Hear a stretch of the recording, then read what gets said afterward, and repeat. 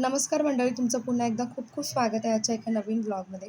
तर तुम्ही इथे बघताय पालखीच्या स्वागताची तयारी झालेली आहे जवळ. काल संध्याकाळी पालखी येणार होती, पण उशीर झाल्यामुळे काल डायरेक्ट देवळामध्ये पालखी बसवण्यात आली. सो त्यामुळे काल आमच्याकडे आली नाही. तर आज आमच्याकडे पालखी येणार आहे. सो त्यामुळे इथे सगळी तयारी झालेली आहे पालखीची आणि इथे सगळे माझे मोठे दीर त्याचबरोबर माझे मिस्टरसुद्धा छान अशी तयारी करत आहेत. कारण पालखीसोबत येणाऱ्यांसाठी छान असा भज्यांचा नाश्ता आहे. तर इथे बटाटे भजी जे आहेत तर ते फ्राय करत आहेत आणि यावेळेला ठरवलं की आपण स्वतःच सगळं तयार करावं. प्रत्येक वेळेला आपण बाहेरून विकत आणून मग ते देतो नाश्ता. तर यावेळेला ठरवलं की सगळ्यांनी मिळून आपण घरीच तयार करावा, जेणेकरून आपला हातभार लागेल आणि एक वेगळ्या प्रकारचा आनंद, समाधान आपल्याला या सगळ्या गोष्टीतून मिळत असतं. आणि आता थोड्याच वेळात पालखीसुद्धा येणार आहे आणि लवकरच येणार आहे. कारण यावेळेला थोडीशी पालखीचा जो वे आहे थोडासा बदललेला आहे, त्यामुळे आमच्याकडे लवकर येणार आहे सकाळी. तर जे कोकणातले आहेत त्यांना सगळ्यांना माहितीच असेल की पालखी सोहळा कोकणामध्ये किती आनंदाने आणि किती छान असा साजरा केला जातो. तर शेजारच्या घरामधून माझे मोठे दीर जे आहेत तर त्यांनी पालखी घेऊन आली आणि ही सगळ्यांच्याच गावामध्ये जवळजवळ ते कोकणामध्ये प्रथा आहे. आपल्या घरात येणारी पालखी आपण घेऊन यायची असते खांद्यावरून आणि छान असं तिचं स्वागत करायचं असतं. आणि या सगळ्या गोष्टी ना खूप खूप जास्त महत्त्वाच्या आहेत आपल्या आयुष्यामध्ये. म्हणून आम्ही कोकणी माणसं जी आहोत ना, तो शिमगोत्सव कधीच मिस करत नाही. नेहमी जातो कोकणामध्ये आम्ही.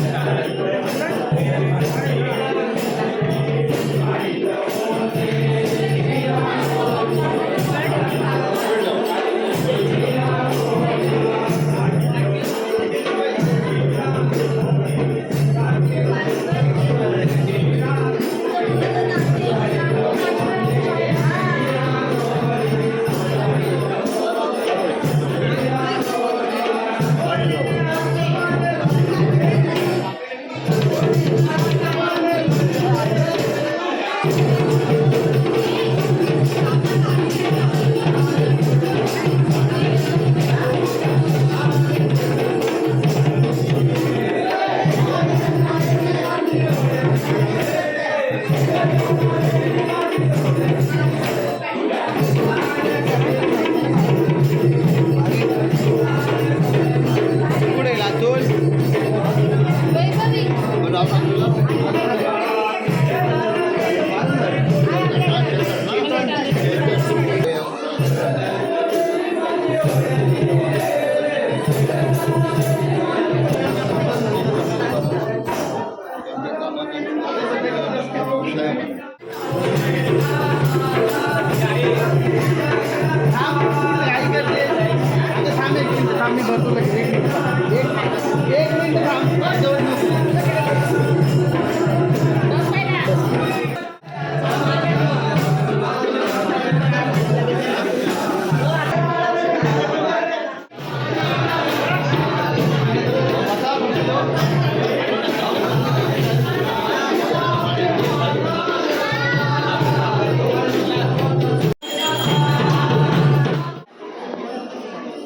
सुप्रिया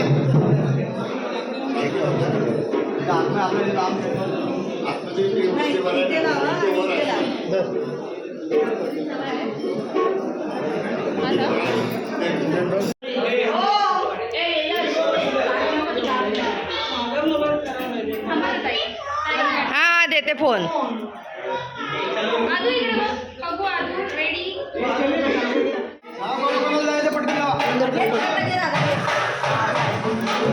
अरे चला